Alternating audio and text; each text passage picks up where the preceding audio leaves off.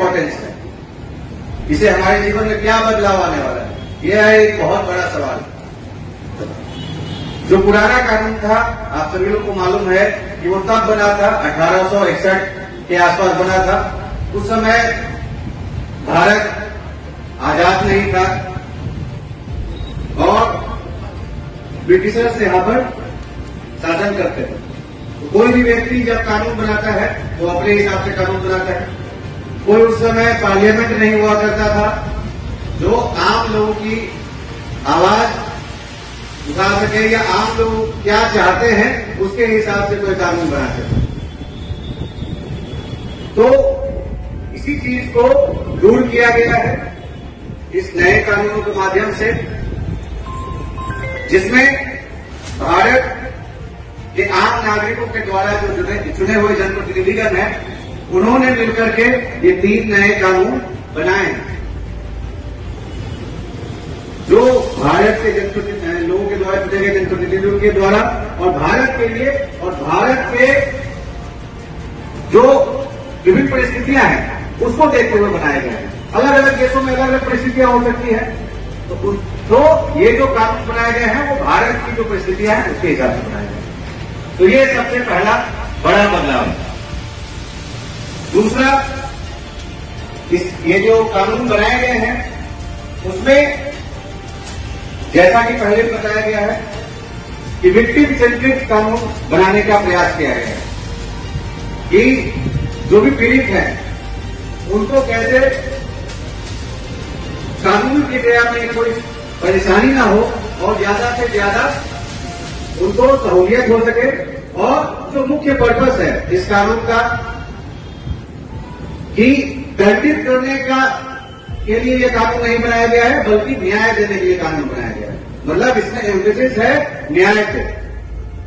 तो ये इन कानूनों में जो बदलाव है वो किए गए हैं और आज से पूरे देश में ये लागू हो गया है, जिसको लेकर के माननीय पुलिस महानिदेशक महोदय के निर्देशानुसार सभी जिलों में, सभी थानों में इसके संबंध में जन जागरूकता कार्यक्रम चलाया जा रहा है और पूरे देश भर में यह चलाया जा रहा है। इसमें लगभग ये जैसे जब से ये कानून लागू हुआ है, ये बनाया गया था, लागू तो आज से हो रहा है, लेकिन जब से बनाया गया था तो देखिए एक बहुत बड़ा बदलाव है। हम सभी लोग पहली बार इस प्रकार का चीज देख रहे थे। सिर्फ सेक्शन में बदलाव नहीं है कि आपको मर्डर का अगर धारा 302 है उसकी जगह कोई दूसरा धारा आएगा, ऐसा नहीं है। इसमें बहुत बेसिक लेवल पे भी बदलाव किया गया है। कार्य प्रणाली कैसे चेंज हो उसके लिए बदलाव किया गया है। तो प्रोसीजर काफी चेंज किए हैं, चाहे वो पुलिस के द्वारा किस प्रकार से अपना कार्य किया जाए, चाहे एफआईआर से लेकर के या एफआईआर से पहले सूचना मिलने से लेकर के अंतिम लेवल जो सजा दिलाने तक, उस समय तक के लेवल तक का इसमें बदलाव किया गया है। तो ये इतना बड़ा बदलाव है कि इसको लेकर के कई दिनों से तैयारी चल रही थी और पूरे राज्य के 25,000 से ज्यादा पुलिस पदाधिकारियों को इसमें ट्रेनिंग दी गई है। गया जिले में भी 3-4 अलग अलग फेजेस में जो central university of south Bihar है वहां पे ट्रेनिंग चला है और लगातार चल रहा है। उसके अलावा भी हम लोग अपने कार्यालयों में उसको दे रहे हैं। तो इसको लेकर के ट्रेनिंग तो दिया ही जा रहा है, लेकिन ट्रेनिंग के साथ साथ जब तक आम लोगों को इसके बारे में जानकारी नहीं मिलेगी तब तक इसका पूरा फायदा नहीं हो पाएगा। तो आप लोग यहाँ पे आए हैं, आप लोगों भी इस कानून को समझें और आगे जाकर के अन्य लोगों को भी समझाएं, ऐसी मेरी आशा है आप लोगों से। दूसरी चीज है कि इसके लिए काफी ज्यादा अवेयरनेस के लिए ऑनलाइन भी कैंपेन चलाया जा रहा है, बिहार पुलिस के द्वारा भी चलाया जा रहा है और साथ में भारत सरकार के द्वारा भी चलाया जा रहा है। तो बहुत सारे यूट्यूब वीडियोज हैं जिसको आप लोग देख सकते हैं, क्योंकि पहली बार सुनेंगे तो हो सकता है सारी चीजें क्लियर नहीं होंगी, तो आप उसको देख सकते हैं और उसके अनुसार उसमें आगे काम कर सकते हैं। मुख्यतः आजकल आप जानते हैं कि डिजिटल जमाना हो गया, पहले तो नहीं था, मोबाइल नहीं था, कंप्यूटर नहीं था, अब डिजिटल जमाना हो गया। तो डिजिटल जमाने का फायदा लेने के लिए अभी सभी चीजों को डिजिटल फॉर्म में करने का प्रावधान किया गया है, चाहे वो एफआईआर दर्ज करना हो या एफआईआर दर्ज करने के बाद सर्च एंड सीजर की कार्रवाई हो, ये सभी चीजों को डिजिटल तौर पर किया जाना है। तो इसके लिए लोगों को ट्रेनिंग भी दी जा रही है और सभी आईओ को, सभी पुलिस पदाधिकारियों को भी लैपटॉप और मोबाइल दिया जाएगा। अभी नहीं है, अभी तो प्रक्रिया में है, लेकिन दिया जाएगा। उसके बाद क्या होगा, वो अपने लैपटॉप और मोबाइल के माध्यम से वीडियो बनाएंगे। जब भी पूछताछ करेंगे, जब भी सीजन करेंगे, उसका वीडियो बनाएंगे और सीसीटीवी पे वो सीधे वो ऑप्शन रहेगा जिसपे वो डाल सकते हैं। केस डायरी हाथ से लिखने की जरूरत नहीं रहेगी, उसको आप वो टाइप कर सकते हैं और सीधे वो सीसीटीवी में चला जाएगा। सीसीटीवी से एक ICJS है, इंटीग्रेटेड क्रिमिनल जुडिशियल सिस्टम है, जिसमें पुलिस, कोर्ट, अन्य सभी लोग जुड़े हुए हैं। ई प्रिजन भी जुड़ा हुआ है, प्रोसिक्यूशन भी जुड़ा हुआ है। तो सभी लोग इसी के माध्यम से पुलिस और ICJS के माध्यम से जो कोर्ट है वो जुड़े रहेंगे। तो डायरी कई बार होता है, आप लोग कोर्ट में जाते हैं तो जानकारी मिलती होगी कि कोर्ट डायरी मांग रहा है, तो उसकी जरूरत ही नहीं रहेगी। वो डायरी सीधे जैसे ही उसने आईओ ने उस पर टाइप किया, वो सभी लोग उसको, जो उससे जुड़े हुए लोग हैं, वो देख सकते। तो डिजिटली सारा काम होगा, लैपटॉप और मोबाइल दिया जाएगा। और उसके अलावा थानों में, क्योंकि एक बहुत बड़ा ये बदलाव है, तो थानों को सशक्त करने का भी जो कार्यक्रम है वो चल रहा है। और ये योजना बनाई गई है कि हर थाने में एक वर्क स्टेशन बनेगा। जैसे कई लोग जानते होंगे, कॉर्पोरेट वर्ल्ड में या प्राइवेट ये जो वर्क स्टेशन का कॉन्सेप्ट होता है, तो हम लोग उसको वर्क स्टेशन के तौर पे बनाएंगे और डेटा सेंटर भी सभी थानों में बनाएंगे। डायरी रिपोर्ट को भी नॉन कॉग्निजेबल ऑफेंस में हर एक 15 दिन के अंतराल पर भेजा जाना है। तो इस प्रकार से कई सारे बदलाव किए गए हैं।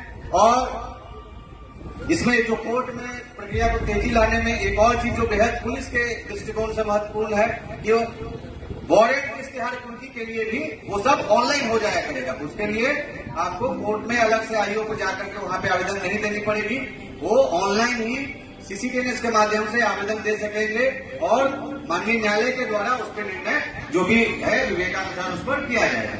तो ये सारे काफी महत्वपूर्ण बदलाव किए गए हैं और यह इतना बड़ा बदलाव है कि ये हर किसी व्यक्ति के जीवन को अफेक्ट करता है। कई सारे ऐसे कानून होते हैं जो कि शायद नहीं भी करता है, अलग अलग चीजों के लिए होता है, लेकिन यह हर किसी के, पूरे भारत देश के सभी नागरिकों को अफेक्ट करता है।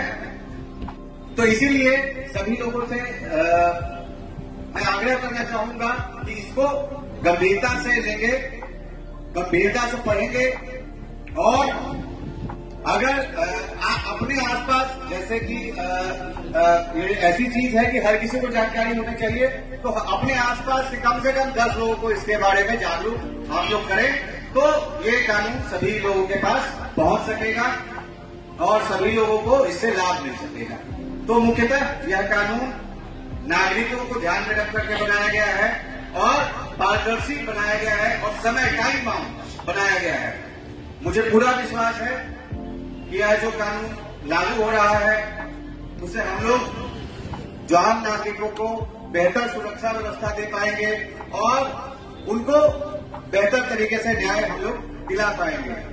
इसके लिए अगर किसी को कंफ्यूजन है तो एनसीआरबी का एक संकलन ऐप है, उसको भी आप लोग डाउनलोड कर सकते हैं। कोई भी कंफ्यूजन होगा आप डायरेक्टली उससे रिफर कर सकते हैं। मैं अपनी तरफ से बताना चाहूंगा कि गया पुलिस ने भी इसके लिए सारी तैयारी की है। हम लोग लगातार जो ट्रेनिंग है उसको तो करवा ही रहे हैं, इसके साथ साथ जो व्यवस्था है, एटीट्यूड में जो बदलाव लाना है, इस पर भी ध्यान दिया जा रहा है। न सिर्फ स्किल्स में बदलाव लाना है, एटीट्यूड में भी बदलाव लाना है कि यह जो विक्टिम है उनके पक्ष में हो। और मुझे पूरा विश्वास है कि हमारे जो गया पुलिस के सभी पुलिस पदाधिकारी और कर्मी हैं वो इस बदलाव को, इस बेहद बदलाव को अच्छे तरीके से लागू करा पाएंगे और आम नागरिकों को बेहतर से बेहतर सुरक्षा और सेवा दे पाएंगे। ये लेकिन एक कंटिन्यूअस प्रोसेस है और इसमें जरूर बदलाव, जो सुधार है उसमें समय लग सकता है, लेकिन हर हाल में ये जो प्रक्रिया है वो चालू हो चुकी है और पूरी तरीके से जो गया पुलिस की तरफ से मैं आप लोग को आश्वस्त करना चाहूंगा कि जो भी 3 नए कानून में बदलाव किए गए हैं हम लोग उसको पूरी तरीके से क्रियान्वित करेंगे। धन्यवाद।